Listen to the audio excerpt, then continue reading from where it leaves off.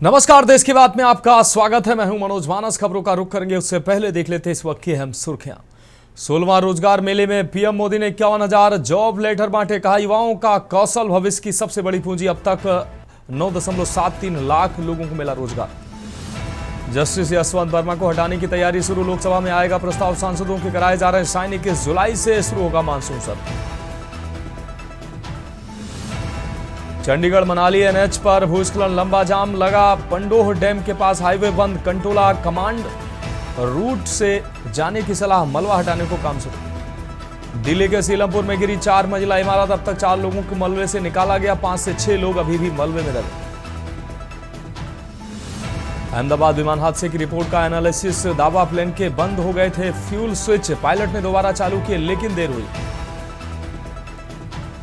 और भारत में तेजी से फैल रहा नया कोरोना वेरिएंट XFG। अब तक 206 मामले आए सामने। बुजुर्गों और बीमार लोगों को ज्यादा खतरा। आप देख रहे हैं के न्यूज, खबरों का सारथी। और अब खबरें विस्तार से। हम खबर से बुलेटिन की शुरुआत करते हैं। यमुनानगर के गुमथलाराव गांव में पुलिस ने एक बड़ी कार्रवाई करते हुए कच्ची शराब की सैकड़ों लीटर खेप बरामद किए। यह कार्रवाई जटलाना थाना क्षेत्र में ग्रामीणों की सूचना पर की गई, जहां 2 अलग अलग स्थानों से अवैध शराब और कच्चा लाहन जब्त किया गया। मंजीत सिंह और कर्नल सिंह के ठिकानों से बरामद शराब की खेप के बाद क्षेत्र में हड़कंप मच गया। एक्साइज विभाग की मौजूदगी में अवैध भट्टी को सील किया गया और आवश्यक दस्तावेजी कार्रवाई की गई। पुलिस इस बात की जांच कर रही है।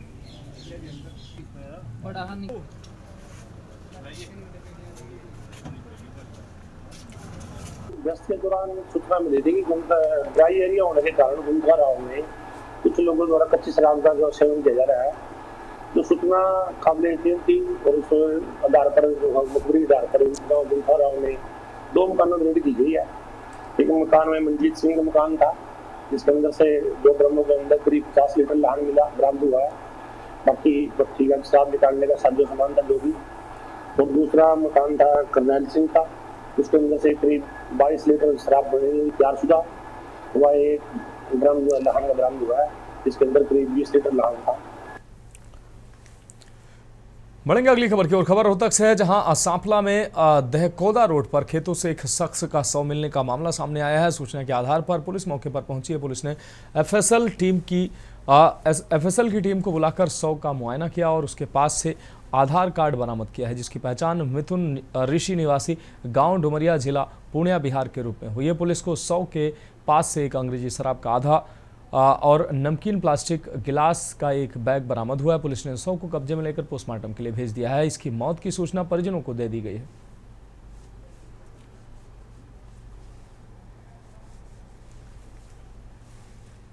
सुबारा से सांपला चौकी में सूचना प्राप्त हुई थी कि सांपला में दहकोदा रोड के पास खेतों में धान के खेत में एक अज्ञात व्यक्ति की लाश पड़ी है। जिस सूचना पर पुलिस टीम मौका पर पहुंची तो वो देखा तो वो उल्टे मुंह गिरा हुआ था धान के खेत में। साथ में उसका एक बैग था और उसके पास ये शराब का अद्दा और एक प्लास्टिक का गिलास और कुछ नमकीन दाल वगैरह थी। और उसका बैग से जो उसका आधार कार्ड वगैरह वेरीफाई करेगा तो ये मिथुन ऋषि नाम का बंदा है, पूर्णिया बिहार का रहने वाला है। एफएसएल टीम को सूचित कर दिया गया है और मौका पर एफएसएल टीम आने के उपरांत डेड बॉडी को पीजीआई में पोस्टमार्टम के लिए रखवाया जाएगा। परिजनों को सूचित कर दिया गया है।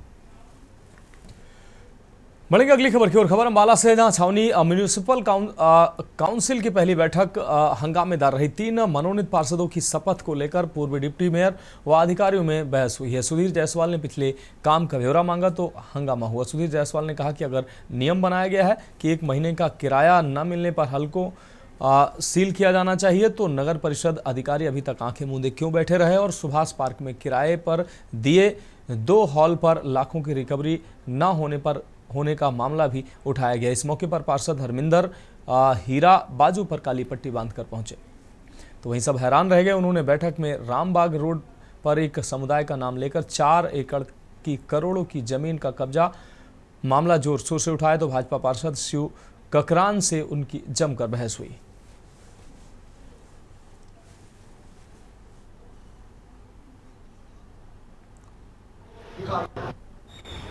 किस तरह का एजेंडा बनाया गया, कैसे एजेंडा बनाया गया, क्या ये उप प्रधान नहीं थे या अफसर नहीं थे, किस तरह से किसने बनाया एजेंडा, हमें समझ नहीं आ रही। क्योंकि कोई भी मीटिंग होती है, पहले जो पिछली मीटिंग होती है उसकी पुष्टि होती है, उसकी रेजोल्यूशन की कापियाँ मिलती हैं, जो कापियाँ हमें नहीं दी गई। अब पता नहीं डीसी साहब को ही पूछाई गई नहीं गई, जबकि अपना धारा 2 है हमारी एक्ट में, दूसरे पैरे पे वो उसके हिसाब से इनको पहले हमारे को वो कापियाँ प्रोवाइड करानी चाहिए थी, कराई और मीटिंग में आ गए। पता नहीं किसने एजेंडा बनाया, किसने लिखा। ये अनभिज्ञता मैं कहूँगा अफसरों की है या लापरवाही है, इसके बारे में मैं क्या कह सकता हूँ, क्योंकि हमारी जो प्रधान है मैं क्या कह सकता हूँ उनके बारे में। भाई इन्होंने स्टडी नहीं किया, क्या नहीं किया, बस आनंद फानंद में ये मीटिंग बुला ली। और मीटिंग में जनहित के काम तो लेश मात्र भी नहीं है। अगली खबर रोहतक से है, जहां सांपला पुलिस ने मारपीट के मामले में 2 आरोपियों को गिरफ्तार किया। आरोपियों ने 9 जुलाई को रोहद गांव निवासी सोमवीर नाम को नेशनल हाईवे 9 स्थित गांव के पास स्थित टोल के नजदीक पीटकर घायल कर दिया था। परिजनों ने घायल पड़े मिले सोमवीर को गंभीर हालत में इलाज के लिए अस्पताल में भर्ती कराया। पुलिस ने आरोपियों को रिमांड पर लेकर पूछताछ करने के बाद जेल भेज दिया है।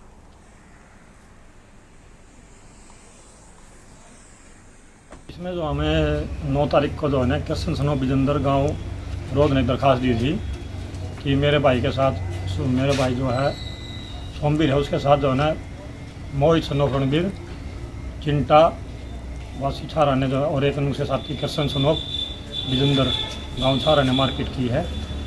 तो उसके बाद जो उन्होंने दरख्वास्त में मुकम्मल किया था। मुकम्मल करने के बाद जो है ना हमने उसको कृष्ण को जो है हमने 9 तारीख गिरफ्तार किया था। तो 10 तारीख को दूसरे साथी आरोपी हिमांशु उर्फ चिंटा सनोफ जोगिंदर गाँव छारा को गिरफ्तार करके 1 दिन में पुलिस रिमांड पे लिया हुआ है, जिसके बाद जो है ना पेश अदालत करेंगे। बढ़ेंगे अगली खबर की ओर। खबर यमुनानगर से है, जहां सुप्रीम कोर्ट के सख्त निर्देशों के बाद पॉल्यूशन कंट्रोल विभाग ने 8 उद्योगों को बिना पर्यावरणीय मंजूरी के बंद करने की चेतावनी दी थी। हालांकि इन उद्योगों ने अब अदालत का जवाब दिया है, जिसके बाद विभाग उनके जवाबों का अध्ययन कर रहा है। मुख्य चिकित्सा अधिकारी डॉक्टर दिव्या मंगला ने इन उद्योगों से निकलने वाले प्रदूषण को मानव स्वास्थ्य के लिए बेहद खतरनाक बताया। उन्होंने कहा कि इससे आंखों में संक्रमण, अस्थमा, त्वचा रोग सहित ब्लड कैंसर और डिमेंशिया जैसी गंभीर बीमारियां भी हो सकती हैं। डॉक्टर मंगला ने उद्योगपतियों से पर्यावरण संरक्षण के लिए ठोस कदम उठाने की भी अपील की। अधिकारियों का कहना है कि जल्द ही स्थिति का आकलन कर अगली कार्रवाई की जाएगी, ताकि प्रदूषण नियंत्रण सुनिश्चित हो सके। ये काफ़ी हानिकारक होता है फॉर द ह्यूमन बॉडी। अगर उसका अमाउंट या पोल्यूशन कम है तो it just leads to irritation of the eyes, of the skin, of the nose and even of the respiratory tract, मतलब सांस की।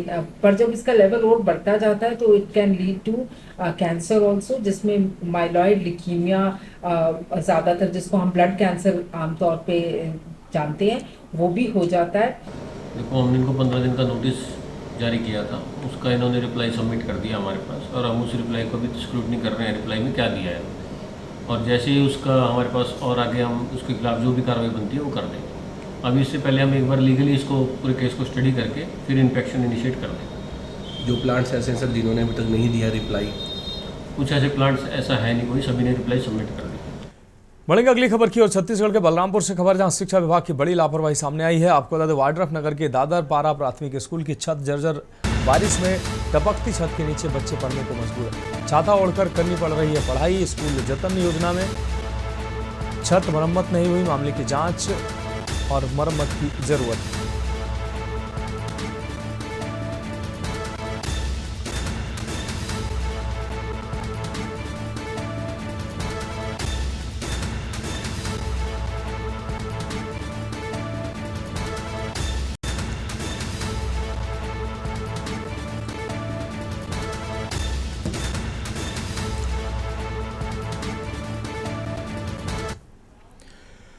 और अगली खबर कोरबा से है। एक पेड़ मां के नाम के तहत पौधारोपण किया गया है। राज्यपाल रमेन डेका ने किया पौधारोपण। जिला कलेक्टर कार्यालय में किया गया पौधारोपण। राज्यपाल ने पर्यावरण संरक्षण का दिया संदेश। जिला पंचायत परिसर में रोपित किए गए हैं बादाम के पौधे।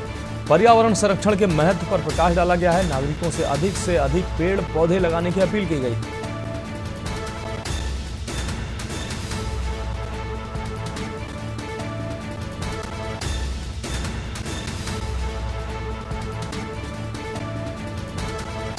तो राज्यपाल ने पर्यावरण संरक्षण का संदेश दिया। ये अहम खबर आपको कोरबा से दिखा रहे हैं। जिला पंचायत परिसर में रोपित किए गए बादाम के पौधे।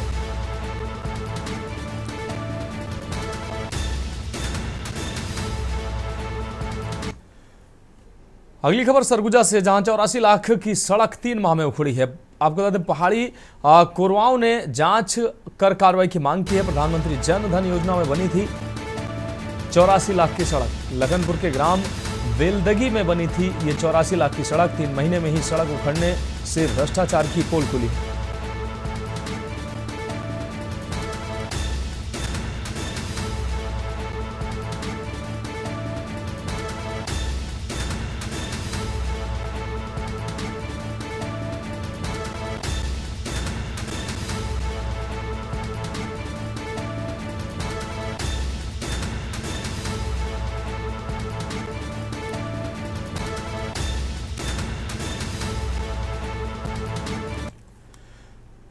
बढ़ेंगे अगली खबर की ओर। सुकमा से अगली अहम खबर, जहां पुलिस सीआरपीएफ को नक्सलियों पर बड़ी कामयाबी हाथ लगी है। कई घटनाओं में शामिल नक्सलियों ने आत्मसमर्पण किया है। कलेक्टर अपहरण में शामिल नक्सली लोकेश ने सरेंडर किया है।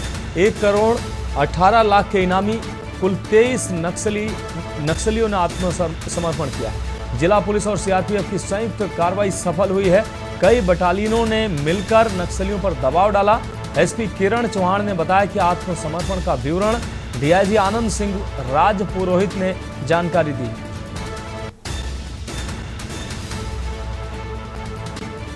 तो कई बटालियनों ने मिलकर नक्सलियों पर दबाव बनाया, जिसका परिणाम यह हुआ कि बड़ी संख्या में नक्सलियों ने आत्मसमर्पण किया है। 1 करोड़ 18 लाख के इनामी नक्सलियों ने आत्मसमर्पण किया है।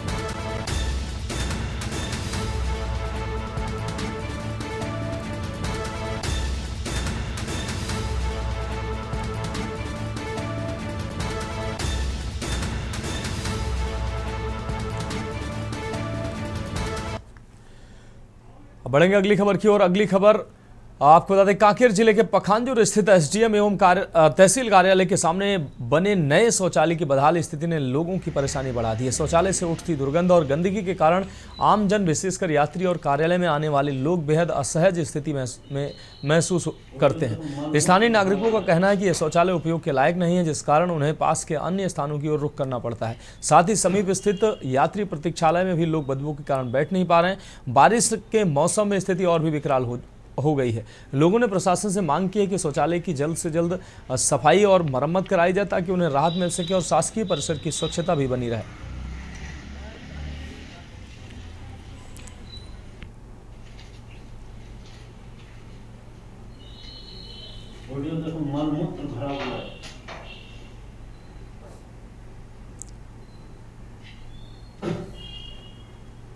एसडीएम कार्यालय है, सामने तहसील है और यह आगे जाके एग्रीकल्चर कॉलेज भी खुलने वाला है। तो यहाँ लगभग पब्लिक जो है बहुत सारा भीड़ रहता है और यहाँ पे शौचालय बहुत बुरा स्थिति में है। कोई अगर बाहर जाए तो वो भी जा नहीं पाएंगे, इतना गंदगी यहाँ पे है फैला हुआ है। क्या लगता है क्या होना चाहिए?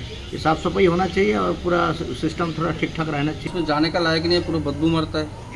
गंदगी कितना है? बहुत है, बहुत गंदगी है, जाने का लायक ही नहीं है इसमें। पूर्व में इसकी जानकारी मुझको नहीं थी। आप लोगों के माध्यम से ये जानकारी प्राप्त हुई है कि यहाँ की शौचालय की स्थिति ठीक नहीं है और गंदगी है। तो इसको मैं दिखवा लेता हूँ और नगर पालिका, नगर पंचायत में बात करके इसको साफ करने के लिए कार्रवाई करता हूँ।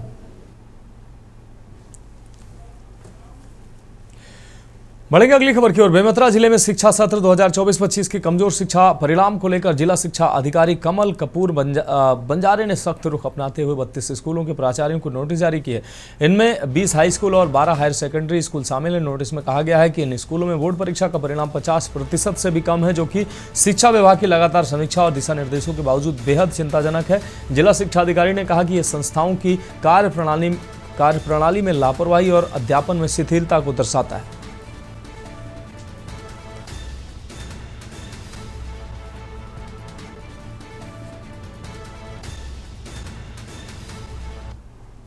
का परीक्षा परिणाम के और उसमें कलेक्टर साहब भी समीक्षा में आए थे और उन्होंने भी प्राचार्यों को दिशा निर्देश दिए थे परंतु उसमें परीक्षा परिणाम के जो रिजल्ट आया था, हालांकि गत वर्ष की तुलना में हमारे यहाँ जिले का परसेंट बहुत अच्छा आया है, सुधार हुआ है। इसके बावजूद भी कुछ स्कूलों का जो परीक्षा फल है बहुत निराशाजनक है। ऐसे स्कूलों को चिन्हांकित किए हैं जिनका 50% से रिजल्ट कम है बोर्ड परीक्षा में। ऐसे सभी प्राचार्यों को हम शोकॉज नोटिस जारी किए हैं। बढ़ेंगे अगली खबर की ओर। खबर उज्जैन से है। मध्य प्रदेश के उज्जैन से यह अहम खबर है, जहां नलवा गांव में आयोजित लाडली बहना सम्मेलन में मुख्यमंत्री डॉक्टर मोहन यादव ने एक क्लिक के साथ विभिन्न योजनाओं के चयनित हितग्राहियों को बैंक खातों में करोड़ों रुपए की धनराशि ट्रांसफर की है। सीएम ने 1.27 करोड़ बहनों को 1543 करोड़ रुपए, गैस सिलेंडर रिफिलिंग योजना में 46.34 करोड़ और सामाजिक सुरक्षा पेंशन में 340 करोड़ रुपए की राशि ट्रांसफर की है। सम्मेलन में शामिल होने पहुंची लाडली बहनों ने मुख्यमंत्री को राखी बांधकर आशीर्वाद आपको बता दें आशीर्वाद दिया, जबकि सीएम ने बहनों को झूला झुलाकर फूलों की वर्षा की। सीएम ने स्वयं सहायता समूह द्वारा तैयार किए गए उत्पादों को भी देखा।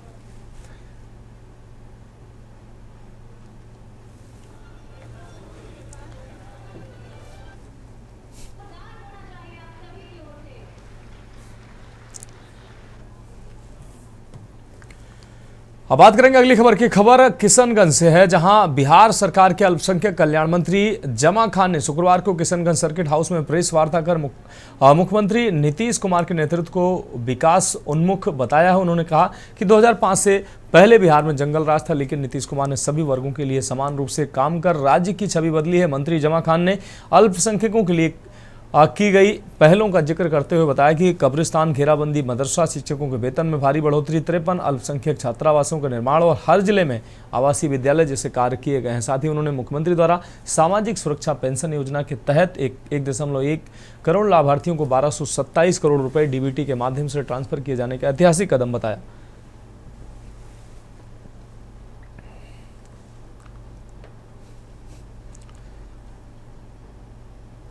ये जो चल रहा है आपने देखा हो, सुप्रीम कोर्ट में भी आवेदन डाला था, उसका भी मामला है। और उसके बाद भी मैं बताना चाहता हूँ, जो लोग छूट जाएंगे ऐसा नहीं कि मत नहीं देंगे, वो अफवाहें चल रही हैं, अफवाह लोग फैला रहा है और विपक्ष का काम ही अफवाह फैलाना, काम से कोई लेना देना नहीं, जुमलाबाजी करना। आज हमारी सरकार ने जो काम किया है उस पर कभी लोग नहीं बोलता है काम हुआ है। मेरे सरकार या मेरे पार्टी या मेरे एनडीए के जितने भी पार्टी के 5 लोग हैं, उसके बाद भी जो लोग पार्टी के उनका भी काम होता है, उनका विकास होता है, हम उस सबका काम करते हैं। दूसरी बातें वो नहीं करते हैं। जो मेरे भाई आरजेडी के होंगे, जो मेरे भाई कांग्रेस के होंगे या कम्युनिस्ट के होंगे, जो भी इस पार्टी में हैं लोग, मैं उनसे कहना चाहता हूँ उनके क्षेत्र में विकास हुआ होगा। स्वास्थ्य का मामला हो, बिजली का मामला हो, रोड का मामला हो या कोई भी मामला होगा विकास का, उसमें नीतीश कुमार जी का जरूर चेहरा नजर आएगा। फिलहाल खबरों में वक्त एक और ब्रेक का है, जल्द हाजिर हो गया। आप देख रहे हैं के न्यूज, खबरों का सारथी। नवाचारी और नवोन्मेषी शिक्षा व्यवस्था से युवाओं की आशाओं को नई उड़ान दे रहा है नया उत्तर प्रदेश। ग्रामीण परिवेश हो या फिर नगरीय क्षेत्र, गुणवत्ता युक्त शिक्षा बनी है नए उत्तर प्रदेश की पहचान। स्कूल चलो अभियान और शारदा प्रोग्राम जैसे अभिनव प्रयासों से ड्रॉप आउट दर में आई है उल्लेखनीय गिरावट। ऑपरेशन कायाकल्प और टैबलेट वितरण जैसे कदमों से डिजिटल शिक्षा को मिले हैं नए आयाम। बेसिक शिक्षा से हायर एजुकेशन तक शिक्षा में उठाए गए अभूतपूर्व कदमों से हुआ है एजुकेशन का ट्रांसफॉर्मेशन। अंत्योदय और बिना किसी भेदभाव के सबको समान शिक्षा का अधिकार बना है युवाओं के उज्जवल भविष्य का आधार। वर्ष 2017 के बाद डबल इंजन सरकार के अभिनव प्रयासों ने नए उत्तर प्रदेश की शिक्षा व्यवस्था में किया है युगांतकारी ट्रांसफॉर्मेशन। समान शिक्षा का अधिकार, डबल इंजन सरकार। आप देख रहे हैं के न्यूज, खबरों का सारथी। ब्रेक के बाद देश की बात में एक बार फिर से आपका स्वागत है। बात करेंगे अगली अहम खबर की। सुपौल में मुख्यमंत्री नीतीश कुमार ने सामाजिक सुरक्षा पेंशन की बढ़ी हुई राशि सीधे लाभुकों के बैंक खातों में डीबीटी के माध्यम से भेजी है। सुपौल टाउन हॉल में शुक्रवार को आयोजित जिले स्तरीय कार्यक्रम में 2.75 लाख से अधिक लाभुकों को 6 पेंशन योजनाओं के तहत कुल 30 करोड़ 55 लाख रुपए से अधिक की राशि वितरित की गई है। इस पहल से पारदर्शिता सुनिश्चित हुई और वास्तविक जरूरतमंदों तक मदद पहुंचाने का काम हुआ। कार्यक्रम में जिले के अधिकारी, जनप्रतिनिधि और आम लोग मौजूद रहे। महीने के लिए ही आज से ही इसकी शुरुआत कर दी गई और आगे के लिए भी हम लोगों ने सोच लिया है। अगली खबर बिहार के सुपौल से है, जहां पुलिस ने टॉप 10 सूची में शामिल 25,000 के इनामी बदमाश राजा कुमार उर्फ राजा कुमार यादव और उर्फ सन की राजा को गिरफ्तार कर लिया है। एसपी सारथ आरएस ने बताया कि आरोपी हत्या के प्रयास और SC/ST एक्ट आदि मामलों में वांछित था। अनुमंडल अधिकारियों ने गिरफ्तारी के लिए टीम गठित की थी, जिसे मुखबिर की सूचना मिलने पर घेराबंदी कर आरोपी को गिरफ्तार किया गया।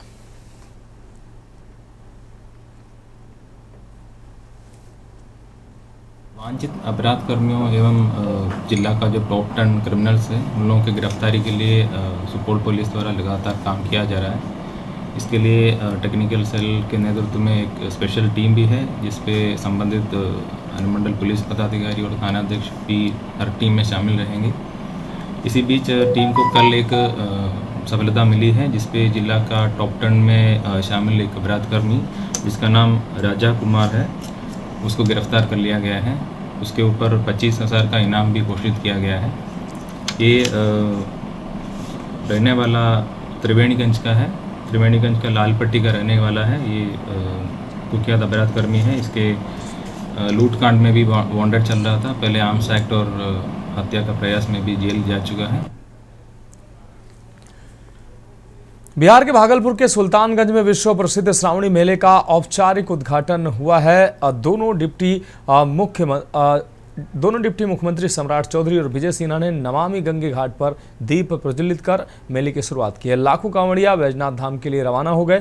इस अवसर पर 21 करोड़ की लागत से 2 नई धर्मशालाओं का शिलान्यास किया गया। साथ ही मोबाइल ऐप और श्रावणी मेला 2025 की पुस्तक का भी लोकार्पण हुआ। समारोह में श्रम संसाधन मंत्री, राजस्व मंत्री, भाजपा प्रदेश अध्यक्ष, स्थानीय विधायक और कई अधिकारी मौजूद रहे। डिप्टी सीएम सम्राट चौधरी ने कहा कि प्रधानमंत्री मोदी और मुख्यमंत्री नीतीश कुमार के नेतृत्व में बिहार में विकास तेजी से हो रहा है। उन्होंने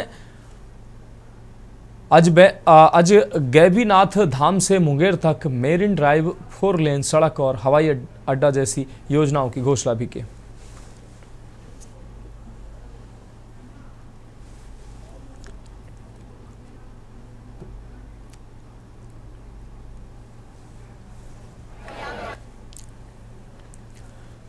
खबर झारखंड के साहिबगंज से है, जहां जिला मुख्यालय पर स्थित पुलिस लाइन में जिला पुलिस अधीक्षक कार्यालय कक्ष में पुलिस अधीक्षक अमित सिंह के नेतृत्व में क्राइम मीटिंग का आयोजन किया गया। वहीं जिले के एसपी अमित सिंह ने इस मीटिंग में बीते माह विभिन्न थानों में दर्ज आपराधिक मामले और उसके निष्पादन की स्थिति पर विस्तार से समीक्षा की और सभी थाने के थाना प्रभारियों को निर्देश देते हुए कहा कि कई माह से लंबित मामलों का खासकर कुर्की जब्ती और वारंट जैसे मामलों का जल्द से जल्द निष्पादन, साथ ही सावन माह को देखते हुए सभी धार्मिक स्थान पर पूजा अर्चना के लिए पहुंचने वाले श्रद्धालुओं की सुरक्षा का ख्याल रखने, अपने अपने थाना क्षेत्रों में अपराध को नियंत्रण रखने एवं अपराधियों पर नकेल कसने के निर्देश दिए।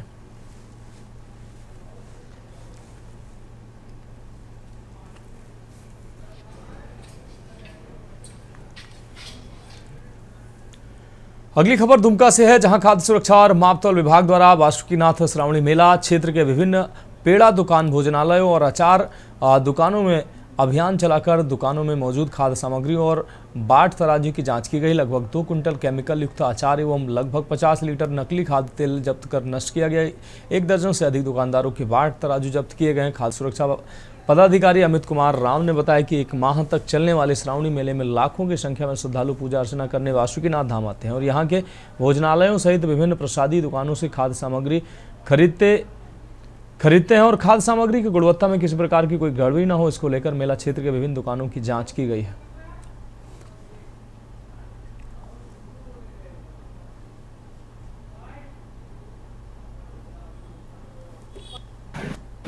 मेला को देखते हुए आज हम लोगों ने यहाँ पे जांच अभियान चलाया। जांच अभियान के क्रम में हम लोगों ने कुल 60 दुकानों का प्रशिक्षण क्रम में हमारा मेन मोटिव ये था कि लोगों को स्वस्थ और सुरक्षित भोजन मिले। इसी क्रम में हम लोगों ने करीब आज 200 केजी के करीब जो सड़ा हुआ अचार था एवं जिसमें रंग मिला के बेचा जाता वो हम लोगों ने नष्ट कराया है। इसके अलावा 45 लीटर जो सड़ा हुआ तेल था उसका उपयोग करते हुए पाया गया, वो लोग हम लोग नष्ट कराए, उस पर कार्रवाई भी की जाएगी। और साथ में पेड़ा जो प्रसाद के तौर पे यूज़ किया जाता है उसकी भी जांच की गई। जांच के क्रम में हम लोगों ने स्टार्च की मिलावट की जांच की, वो स्टार्च किसी भी पेड़े में नहीं पाया गया है। इस तरह के दुकानों का निरीक्षण किया गया जिसमें पेड़ा विक्रेता हैं, लोहा कढ़ाई वगैरह बेचने के उस दुकानों का किया गया है। उसमें लगभग 10-12 के करीब काटा एवं अलग अलग कैपेसिटी की बाट के जब्त की गई हैं, उस पर कार्रवाई की गई है एवं उसको सत्यापन प्रमाण पत्र बनाने के निर्देश भी दिए गए हैं, ताकि उपभोक्ताओं को सही माप मिल सके और सही वजन से। और उपभोक्ताओं के द्वारा कहा जाता है कि सभी मेला में कम मिल जाता है, मगर उपभोक्ताओं द्वारा अपने ही बिना माप तोल उपकरण का सत्यापन प्रमाण देखे उस दुकान से न खरीदें। अगली खबर पाकुड़ से है, जहां हिरणपुर पुलिस ने सनसनीखेज हत्याकांड का मात्र कुछ घंटों में ही खुलासा कर दिया है। पुलिस ने हत्या अभियुक्त पति पत्नी को गिरफ्तार कर जेल भेज दिया है, जिन्होंने प्रेम प्रसंग को लेकर हत्या को अंजाम दिया था। आपको बता दें, शुक्रवार सुबह तुसाहाडीह गांव के तालाब में 16 वर्षीय रूपेश यादव का शव पड़ा पाया गया था। थाना प्रभारी रंजन कुमार सिंह के नेतृत्व में पुलिस टीम ने आरोपियों को गिरफ्तार कर जेल भेजा है।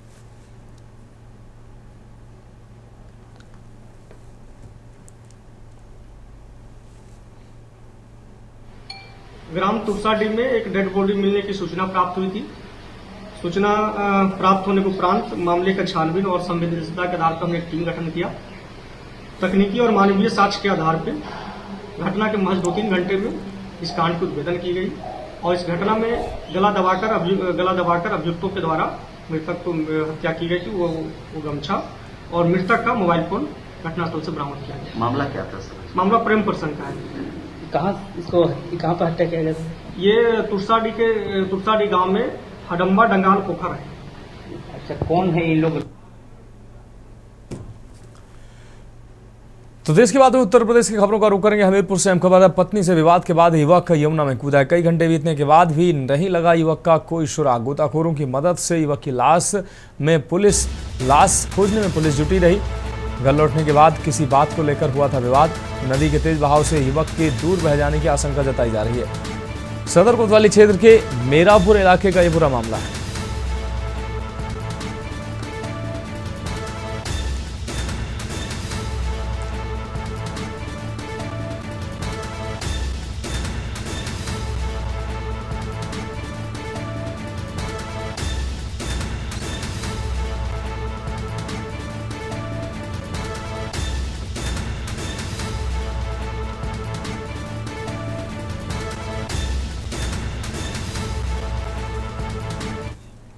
भाई के साथ ये घटना हुई, फिर दोनों में झगड़ भाई।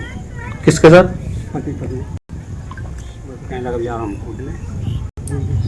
किस बात को लेकर विवाद था घर में? कुछ समझ में आया कि काहे का विरोध था है, प्रबंधन से निकली वो अपना थाने को आया। तो क्या अक्सर विवाद होता था क्या घर में? कोई कलह चल रही थी? कलह का अब घर में हम अलग रहते वो अलग रहती है। क्या हुआ? अभी शव बरामद हुआ आपके भाई का? कोई नहीं।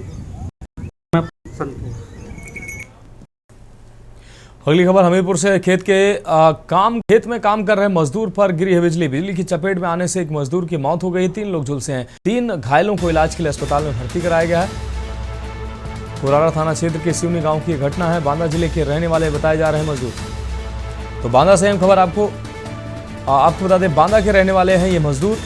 3 घायलों को इलाज के लिए अस्पताल में भर्ती कराया गया है। उसे अहम खबर आपको दिखा रहे हैं। कुरारा थाना क्षेत्र के सिवनी गांव की पूरी घटना है। ये आकाशीय बिजली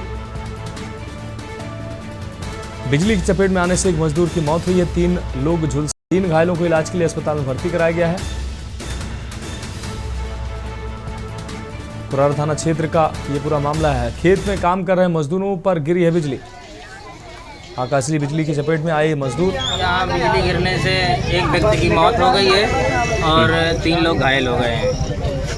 कितने टाइम की घटना है? ये लगभग शाम को 4:30 बजे की लगभग घटना ही है खेत में बेल उखाड़ रहे थे, तो बेल उखाड़ते समय आकाशीय बिजली गिरी और बिजली गिरने से एक की मौत हो गई, 3 लोग उसमें झुलस गए हैं।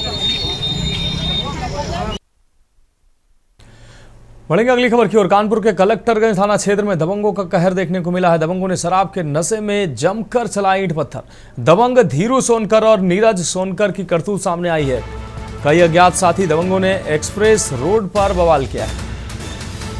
आरोपियों की नशेबाजी से कई लोग चोटिल भी हुए हैं। नशे में पत्थरबाजी की घटना सीसीटीवी में कैद हुई है। तो नशे में पत्थरबाजी की घटना को अंजाम दिया गया है और पूरी घटना सीसीटीवी में कैद हुई है। कलेक्टर गंज थाना क्षेत्र के एक्सप्रेस रोड का यह पूरा मामला है। कई अज्ञात साथी दबंगों ने एक्सप्रेस रोड पर बवाल किया है। आरोपियों की नशेबाजी से कई लोग चोटिल भी हुए हैं।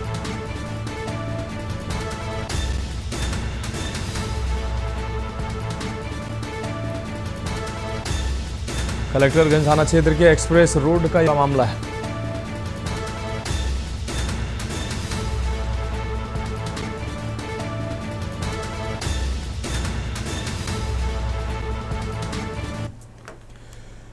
अगली खबर जालौन से है, जहां एक बार फिर झोलाछाप डॉक्टर ने ली गरीब की जान। परिजनों ने चिकित्सक पर घोर लापरवाही का लगाया आरोप। आपको बता दें कि माधोगढ़ तहसील क्षेत्र के बोहरा गांव में उस समय कोहराम मच गया जब गांव के एक युवक की उपचार के दौरान मौत हो गई। परिजनों ने डॉक्टर पर लापरवाही का गंभीर आरोप लगाया। परिजनों का कहना है कि युवक को बुखार आने पर स्थानीय आयुर्वेदिक डॉक्टर अरुण भदौरिया द्वारा गलत इलाज किया, जिससे उसकी हालत गंभीर हो गई। स्थिति बिगड़ने पर युवक को माधोगढ़ सरकारी अस्पताल में भर्ती कराया गया, जहां डॉक्टरों ने उरई राजकीय मेडिकल कॉलेज रेफर किया, जहां डॉक्टरों के द्वारा गंभीर हालत के चलते Rani Laxmibai medical college Jhansi refer कर दिया गया, जहां उपचार के दौरान उसकी मौत हो गई। युवक की मां ने माधोगढ़ थाने में डॉक्टर के खिलाफ शिकायती पत्र देकर कार्रवाई की मांग की है। परिजनों का आरोप है कि यदि समय रहते सही इलाज किया गया होता तो युवक की जान बचाई जा सकती थी।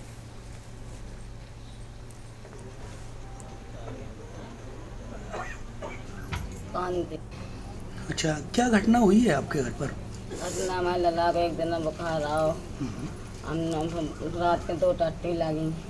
लला माँ बोले अम्मा हमें बोतल चढ़वाए थे। हमने कही लला बाजार चाहे जाके बाजार नहीं गए, मैं यहीं बोलो आए थे। आते तो हम अकेले 2 जने माँ लेके तो बूढ़े में गाड़ी चला नहीं पाती। लला उन्होंने नहीं चला पाई, तबीयत बुखार के मारे। तो हमने कही तो यहीं बोलो आए थे। सुबह आए, सुबह ने 2 गोली नहीं बाय, हाली बाय टट्टी लगी। ऐसे टट्टी से हाली छोटी बोतल चढ़ा रही, बड़ी बोतल चढ़ा रही। और बाद लला माए फड़फड़ान लगे और ठंड लगाने लगी और दौड़न भागन लगे। सिकन लगे तो भाई भूत भूतनिया लगे, झाड़ो आओ भाई।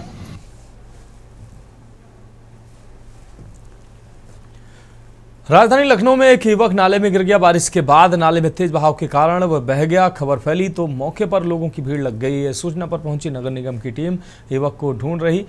घटना से घर वालों का रो रो कर बुरा हाल है। घटना ठाकुरगंज थाना क्षेत्र के मंजू टंडन ढाल के पास की है, जहां की रहने वाली रेणु ने बताया कि उसका पति सुरेश सुबह 7 बजे काम पर जा रहे थे। बारिश के बाद नाले के आसपास पानी भरा हुआ था, वहां की पुलिया टूटी हुई थी। पुलिया में पैर फिसलने से वह नाले में गिर गए। तब से उनका पता नहीं चल रहा है। मोहल्ले की महिलाओं ने बताया कि लापरवाही का आलम यह है कि टूटी पुलिया को बनवाने के लिए कई बार शिकायत की गई, लेकिन कोई सुनवाई नहीं हुई। नाला साफ नहीं कराया जाता है। बारिश में पानी भरने से खतरा बना रहता है। इसी का नतीजा है कि आज सुरेश नाले में गिर गया। बहुत दुख की बात है कि एक नगर निगम की और प्रशासन की लापरवाही की सजा एक आम आदमी को भुगतनी पड़ी। ये समस्या आज की नहीं है, सालों से लोग यहाँ पर कंप्लेन कर रहे हैं कि नाले खुले पड़े हुए हैं, क्यों नहीं इन्हें ढका जा रहा है। उनके घर के ठीक सामने का भी नाला खुला पड़ा हुआ था। लोगों ने बताया कि उन्होंने अपने पैसों से उसको पटवाया। तो ये सोचने की बात है कि आखिर यहाँ के जिम्मेदार लोग कहाँ पर हैं, क्यों आखिर इस तरह की लापरवाही की गई। एक तरफ तो गड्ढा मुक्त करने की बात सरकार करती है और इतने बड़े बड़े नाले खुले पड़े हुए हैं, इन पर संज्ञान क्यों नहीं दिया जाता। आखिर आज अब देखिए कि एक आदमी को इन लोगों की लापरवाही की सजा अपनी जान गंवा करके चुकानी पड़ी। बढ़ेंगे अगली खबर की ओर। एक और जहां प्रदेश सरकार स्कूल चलो अभियान के तहत बच्चों को स्कूल भेजने की अपील कर रही है, वहीं जौनपुर के सिरकोनी विकासखंड स्थित बीबीपुर प्राथमिक विद्यालय में बिजली न होने के कारण बच्चे स्कूल से दूर हो रहे हैं। भीषण गर्मी में विद्युत सुविधा न होने से अभिभावक अपने बच्चों को विद्यालय भेजने से कतरा रहे हैं। विद्यालय के प्रधानाध्यापक विजय प्रताप सिंह ने बताया कि पास के कल्याणपुर विद्यालय की जर्जर स्थिति और कम छात्र संख्या के चलते वहां के बच्चों को बीबीपुर में मर्ज कर दिया गया है। इससे विद्यालय में बच्चों की संख्या 100 से अधिक हो गई, लेकिन विद्युत सुविधा न होने से हालात बद से बदतर हैं। इस मुद्दे पर खंड शिक्षा अधिकारी अमरेश सिंह का कहना है कि उन्हें 25 अप्रैल 2025 को इस समस्या की जानकारी दी गई थी और उन्होंने इसे बीएसए कार्यालय के माध्यम से शासन को ग्रांट के लिए भेज दिया है। अब निर्णय शासन स्तर पर लंबित है। अब इससे बच्चों के जो है धाराओं में बड़ी समस्या हो रही है और गार्जियन अपने बच्चों को भेजना भी नहीं चाहते हैं। परसों एक बच्ची जो है वो क्लास में ही बेहोश भी हो गई, उसके ऊपर पानी का छींटा मारा गया जो है, और गार्जियन कतरा रहे हैं जो है कि बच्चों को इस गर्मी में कैसे भेजें हम। तो इसके संदर्भ में हमारे द्वारा जो है 29 अप्रैल को बेसिक कार्यालय में आवेदन बीएसए द्वारा प्रमाणित होकर के दिया जा चुका है।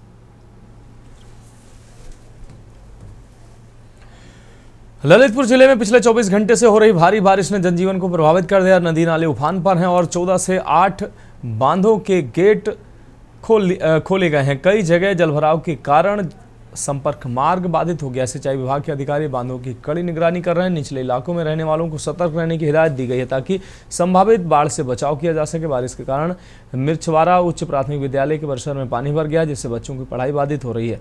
सुखवा ढुकुआ बांध के मुख्य मार्ग पर जलभराव के कारण मध्य प्रदेश जाने वाला मार्ग बंद हो गया है।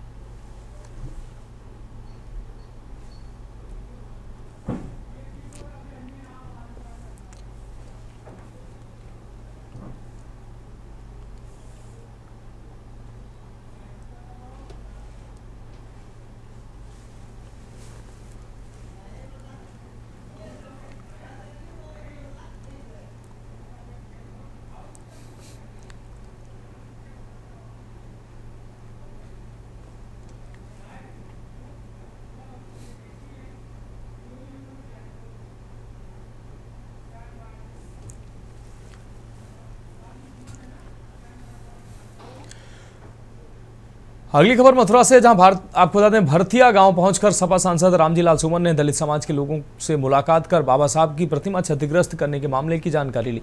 एक ही दिन में मामले के आरोपियों की रिहाई पर सवाल उठाते हुए योगी सरकार को अपराधियों का संरक्षक ठहराने से गुरेज नहीं किया। सरकार को दलित विरोधी बताया। ऐसी घटनाएं विचारधाराओं के टकराव का नतीजा है। बुलडोजर कार्रवाई पर उन्होंने सवाल उठाए। गंभीर मामला है और ये जगह जगह हिंदू और मुसलमान नाम लिखा जा रहा है, उसको लेकर क्या कहेंगे? इससे ज्यादा तकलीफ ये बात को दूसरी हो सकती है कि दावों पर नाम लिखे जाएंगे कि हिंदू का है मुसलमान का है। मुसलमान भी जगह जगह अब काबड़ों पर फूल बरसा रहे हैं। आप बना कर दीजिए उनसे। ये हमारी गंगा जमनी संस्कृति है, हम प्यार और मोहब्बत से रहे हैं। हमने एक दूसरे के त्योहारों को बहुत आलीशान तरीके से मनाया है। खुदा के वास्ते उन लोगों से कहिए कि हिंदुस्तान का जो भाईचारा है उसको नष्ट न करें। कौन राज करेगा कौन राज नहीं करेगा एक अलग सवाल है, लेकिन जब इस देश की देश का सामाजिक सद्भाव समाप्त हो जाए। बढ़ेंगे अगली खबर की ओर। खबर फर्रुखाबाद से है, जहां समाजसेवी संस्था आकांक्षा समिति ने कार्यक्रम आयोजित कर स्वर्गीय ब्रह्मदत्त द्विवेदी स्टेडियम फतेहगढ़ में एक पेड़ मां के नाम अभियान के तहत 111 पौधारोपण किया है और पर्यावरण का संरक्षण का संदेश दिया है। कार्यक्रम के मुख्य अतिथि डीएम आशुतोष कुमार द्विवेदी की पत्नी समिति अध्यक्ष डॉक्टर वंदना द्विवेदी ने शुभारंभ किया। उन्होंने कहा कि ये अभियान भावनात्मक जुड़ाव के साथ पर्यावरण संरक्षण की दिशा में प्रभावशाली कदम है। भरोसा जताया कि आयोजन समिति नगर कस्बों और गाँव में भी इस अभियान के तहत पर्यावरण संरक्षण का कार्य आगे बढ़ाएगी। संस्था की सचिव डॉक्टर रजनी सरीन, सह सचिव रश्मि सिंह व डॉक्टर दीपिका त्रिपाठी आदि ने मुख्य अतिथि का स्वागत करते हुए पौधों की उपयुक्तता बताई।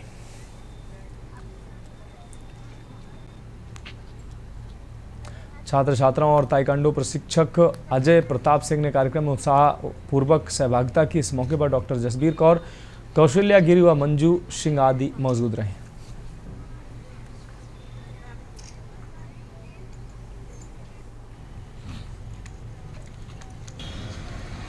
जो उत्तर प्रदेश सरकार के माननीय माननीय मुख्यमंत्री योगी आदित्यनाथ जी का वृक्षारोपण अभियान को लेकर एक संकल्प है कि ज़्यादा से ज़्यादा वृक्ष लगाया जाए और एक पेड़ माँ के नाम, इस थीम को ध्यान में रखते हुए आज फर्रुखाबाद जनपद की आकांक्षा समिति की सभी महिला सदस्यों ने इसमें प्रतिभाग किया और सभी लोगों ने वृक्षारोपण के लिए अपना हाथ आगे बढ़ाया और पर्यावरण संरक्षण की दिशा में यह एक महत्वपूर्ण कदम साबित होगा। अगली खबर गोंडा से है, जहां एक दिवसीय दौरे पर पहुंचे डिप्टी सीएम केशव प्रसाद मौर्य का आरपी इंटर कॉलेज मैदान में बने हेलीपैड में उतरते ही समर्थकों व भाजपा कार्यकर्ताओं ने जोरदार स्वागत किया। डिप्टी सीएम ने मनकापुर ब्लॉक कार्यालय पहुंचकर मौजूद लोगों से संवाद किया। बाद में मीडिया से बातचीत करते हुए केशव प्रसाद मौर्य ने दावा किया कि 2027 में प्रस्तावित विधानसभा चुनाव में 2017 से अधिक प्रचंड बहुमत प्राप्त कर सरकार भारतीय जनता पार्टी बनाएगी।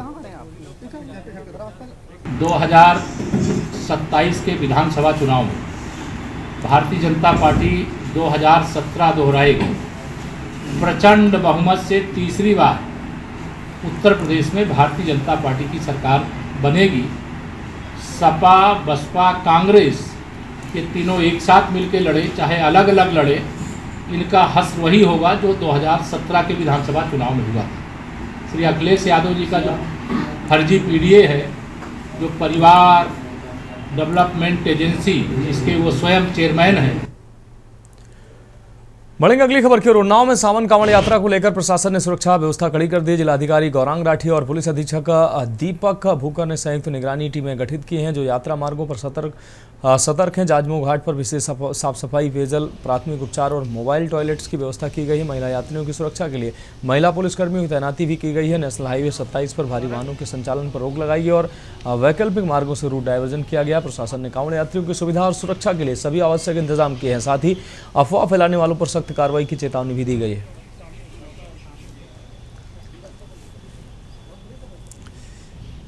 सावन माह की जो संपूर्ण तैयारी है पूरे माह के लिए, उसकी ऑलरेडी हम लोग बैठक कर चुके हैं जिले स्तर पर, जिसमें पुलिस अधीक्षक साहब और मेरे द्वारा सभी प्रकार की तैयारियों का मुआयना किया गया, जायजा लिया गया और जो समस्याएं थी विभिन्न उनको भी सुनकर उनका निराकरण करने के लिए रणनीति बनाई गई। उसी को चेक करने के लिए आज हम मौके पर यहाँ पर आए हैं। जाजमऊ घाट हम लोगों द्वारा चेक किया गया है और रास्ते में जो इंटीग्रेटेड सुविधा केंद्र इस बार बनाए जा रहे हैं, जिसमें एकीकृत सेवाएँ मिलेंगी, चाहे प्रशासनिक सेवाएँ हों, पुलिस के वहाँ पे कांस्टेबल रहेंगे। बढ़ेंगे अगली खबर की ओर। अमरोहा के गजरोला थाना क्षेत्र में उस वक्त हंगामा मच गया जब संभल से आए कांवड़ियों ने एक ढाबे पर छोले की सब्जी में अंडे की ग्रेवी डालकर परोसने का आरोप लगाया। मामला हाईवे 9 पर ख्यालीपुर ढाल के पास का है, जहां एक महिला संचालित ढाबे से जुड़ा है। मामला कांवड़ियों के हंगामे के बाद मौके पर पुलिस और खाद्य सुरक्षा टीम भी पहुंची। जांच के बाद मुख्य खाद्य सुरक्षा अधिकारी विनय अग्रवाल ने स्पष्ट किया कि छोले की सब्जी में अंडे की ग्रेवी नहीं थी, बल्कि खाना अधिक देर से बना हुआ था, जिससे उसमें से गंध आ रही थी। सीओ अंजलि कटारिया ने भी बयान जारी कर कहा कि कांवड़ियों के आरोप निराधार पाए गए और उन्हें समझा बुझाकर रवाना किया गया। हालांकि ढाबा बिना पंजीकरण के संचालित हो रहा था, जिसे सील कर दिया गया है। साथ ही पास स्थित एक और ढाबा भी सील किया गया। पुलिस ने मामले को शांतिपूर्वक सुलझा दिया, लेकिन इस घटना ने कांवड़ यात्रा के दौरान प्रशासनिक सतर्कता पर एक बार फिर सवाल जरूर खड़े कर दिए हैं।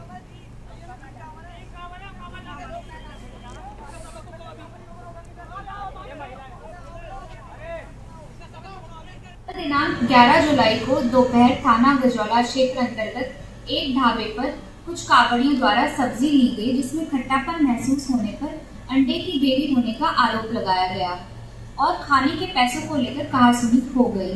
सूचना प्राप्त होते ही तत्काल मौके पर पुलिस और फूड सेफ्टी की टीम पहुंचे और फूड के सैंपल्स लिए गए तो जांच में कल दोपहर में लगभग 2:30 बजे हमें सूचना मिली कि जो गजरोला थाना क्षेत्र में ख्यालीपुर ढाल में एक ढाबे में जो है गलत तरीके से अंडा करी जो है मिला करके दी जा रही है। इस सूचना के पर जो है तुरंत ही हमारे विभाग द्वारा वहाँ पे जाकर के जांच की गई और पुलिस भी वहाँ पे मौजूद थी। हमारे फूड सेफ्टी ऑफिसर वहाँ पे पहुँच गए और मैं भी आधा घंटे में वहाँ पहुँच गया और पूरे ढाबे की जाँच पड़ताल की गई। वहाँ पे कहीं भी अंडा या अंडा करी होने की मौजूदगी नहीं पाई। बढ़ेगा अगली खबर की ओर। खबर बुलंदशहर से है, जहां शिकारपुर तहसील क्षेत्र के सलेमपुर गांव निवासी रविंद्र कुमार ने अमेरिका में आयोजित आपको बता दें ऑल वर्ल्ड पुलिस प्रतियोगिता में गांव क्षेत्र व प्रदेश के साथ ही देश को गौरवान्वित किया है। प्रतियोगिता में 75 देशों के पुलिसकर्मियों के साथ कड़ा मुकाबला करते हुए जिले के लाल रविंद्र ने 3000 सीढ़ियां चढ़ने की स्पर्धा में गोल्ड मेडल जीता है, जबकि फर्राटा दौड़ में ब्रांज मेडल पर कब्जा जमाने में कामयाबी हासिल की है। रविंद्र वर्तमान में वेलगांव महाराष्ट्र में आर्मी डिपार्टमेंट में फायरमैन के पद पर तैनात हैं। वो अमेरिका से स्वर्ण पदक जीतकर गाँव पहुंचे, जहाँ स्थानीय बासिंदों सहित क्षेत्रीय लोगों ने ढोल नगाड़ों के साथ उनका भव्य स्वागत किया। किसान परिवार में संबंध रखने वाले रविंद्र की इस उपलब्धि से जिले में खुशी की लहर दिखाई दे रही है।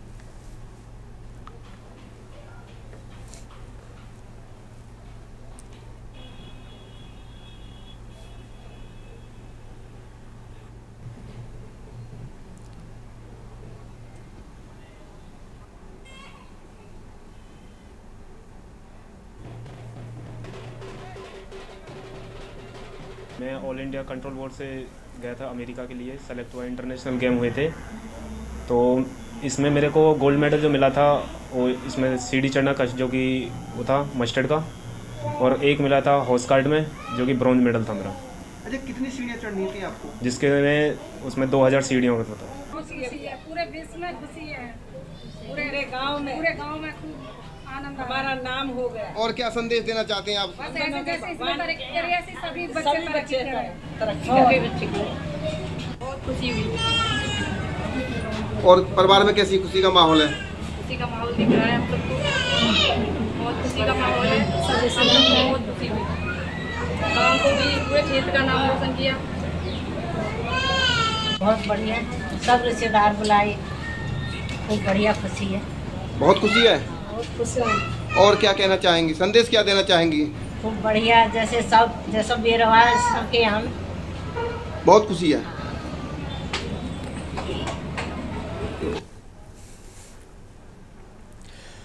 अगली खबर उन्नाव से है, जहां बारिश ने भांगरमऊ स्थित सामुदायिक स्वास्थ्य केंद्र को इन दिनों झील में तब्दील कर रखा है। कई दिन से लगातार बारिश की वजह से अस्पताल परिसर में घुटनों तक गंदा पानी भरा है।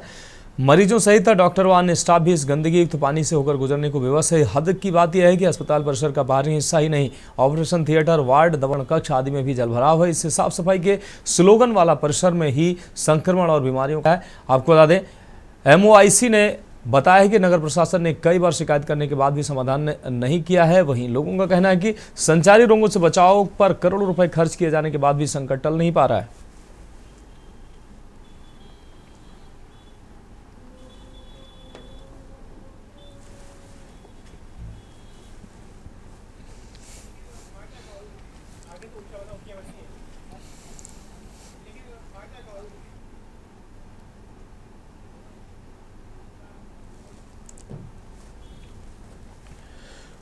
अब बढ़ेंगे अगली खबर की ओर। कुशीनगर के हाड़ा तहसील स्थित रामपुर सोहरौना गांव का माहौल शनिवार को गमगीन रहा, जहां नक्सली हमले में शहीद हुए CRPF जवान सत्यवान सिंह की श्रद्धांजलि सभा का आयोजन किया गया। इस मौके पर केंद्रीय राज्य मंत्री जयंत चौधरी और यूपी कैबिनेट मंत्री अनिल राजभर मौजूद रहे। दोनों मंत्रियों ने शहीद के परिजनों से मुलाकात कर ढांढस बंधाया और देश के लिए बलिदान हुए नमन को याद किया। शहीद सत्यवान सिंह छत्तीसगढ़ में गश्त के दौरान IED ब्लास्ट में घायल हुए थे और बाद में उन्होंने देश की रक्षा करते हुए अपने प्राण निछावर कर दिया। वह CRPF की 134वीं बटालियन में तैनात थे। श्रद्धांजलि सभा को संबोधित करते हुए मंत्री जयंत चौधरी ने कहा कि केंद्र सरकार नक्सलवाद के खिलाफ निर्णायक लड़ाई लड़ रही है और मार्च 2026 तक इसे पूरी तरह से खत्म करने का लक्ष्य। उन्होंने कहा, हमने एक बहादुर नौजवान खोया है, लेकिन उसका बलिदान व्यर्थ नहीं जाएगा। शहीद की वीरता और समर्पण को गाँव जिले के लोग गर्व से याद कर रहे हैं।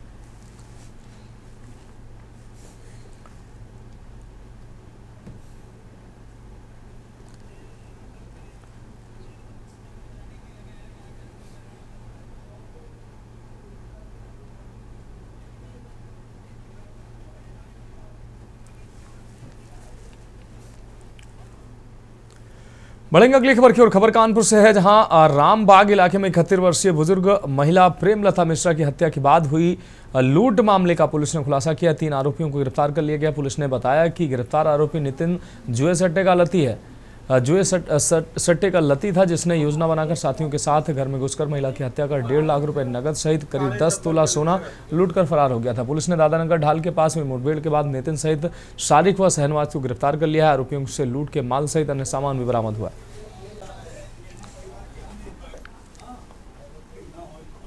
2 दिन पहले एक 71 साल की महिला थी जिनका नाम प्रेमलता था।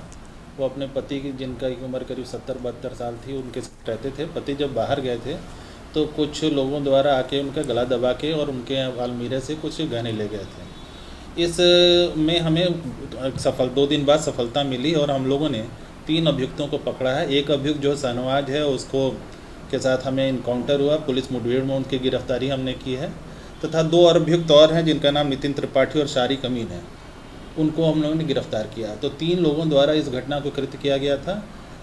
सभी को गिरफ्तार कर लिया गया है। करीब 1.5 लाख रुपए के आसपास हमने बरामदगी कर ली है।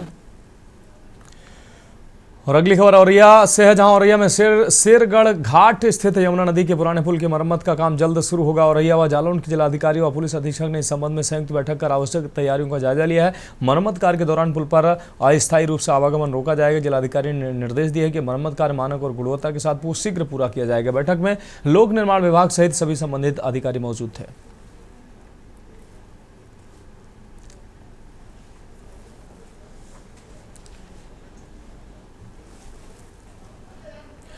अगली खबर बाराबंकी से है, जहां खेरिया क्षेत्र के रुक्मणी को सांप के काटने पर परिजन इलाज के लिए अस्पताल लेकर पहुंचे। जहां ड्यूटी पर तैनात डॉक्टर देशराज करीब 45 मिनट बाद पहुंचे। डॉक्टर ने पहुंचते ही मृत महिला को सीरियस बताकर बाहर से 1350 रुपये का इंजेक्शन लिखकर सरकारी एम्बुलेंस से रेफर कर दिया। इससे पहले रिपोर्ट में अज्ञात कीड़े के काटने की बात कही और बाद में स्नेक बाइट लिख दिया। डॉक्टर देशराज के खिलाफ पहले भी कई शिकायतें हो चुकी हैं, लेकिन वर्षों से वह एक ही स्थान पर जमे हैं। बताया जाता है कि वह अपने निजी क्लिनिक को प्राथमिकता देते हैं। मामले में सीएमओ अवधेश यादव ने जाँच की बात कही है, लेकिन अब तक कोई कार्रवाई नहीं हो सकी है। परिजनों ने सोशल मीडिया के प्लेटफॉर्म एक्स पर प्रमाणों सहित पूरा मामला वायरल किया। संवेदनशील डॉक्टर की वजह से असंवेदनशील और संवेदनहीन डॉक्टर की वजह से महिला की जान चली गई। मृतक को ही रेफर कर दिया। रुक्मणी निवासी खेरिया को सांप ने काटा था। इसके इलाज के लिए 45 मिनट बाद अस्पताल पहुंचे। अगर समय रहते डॉक्टर अस्पताल पहुंच जाते तो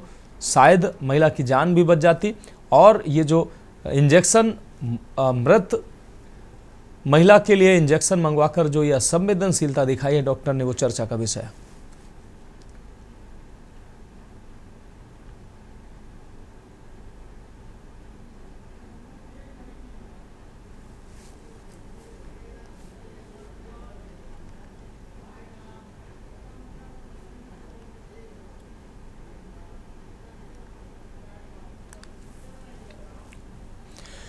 बढ़ेंगे अगली खबर की ओर। खबर जौनपुर से है, जहां आज सुबह एक यात्री बस और डंपर के बीच पासिंग के दौरान बस चालक का संतुलन बिगड़ गया, जिससे बस सड़क छोड़कर कच्चे रास्ते पर चली गई और गड्ढे में पलट गई। सौभाग्य से बस में सवार सभी यात्री सुरक्षित और कोई गंभीर चोट नहीं आई। मामले की जांच की जा रही। स्थानीय लोगों की माने तो इस मार्ग पर भारी वाहनों की आवाजाही के कारण अक्सर दुर्घटनाएं की आशंका बनी रहती है।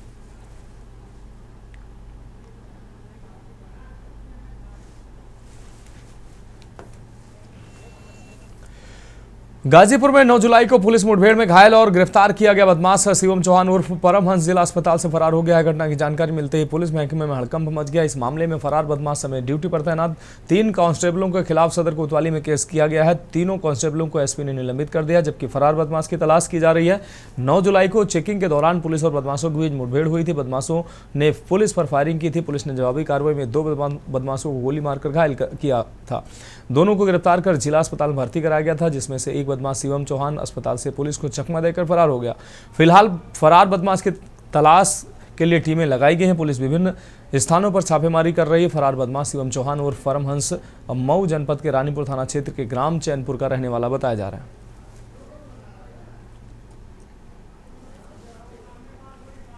थाना जंगीपुर पर पंजीकृत एक अभियुक्त से संबंधित एक अभियुक्त जिसका इलाज जिला अस्पताल गाजीपुर में चल रहा था तथा जो न्यायिक अभिरक्षा में निरुद्ध था, इलाज के दौरान शौचालय के रास्ते पुलिस टीम को चकमा देकर भाग गया है।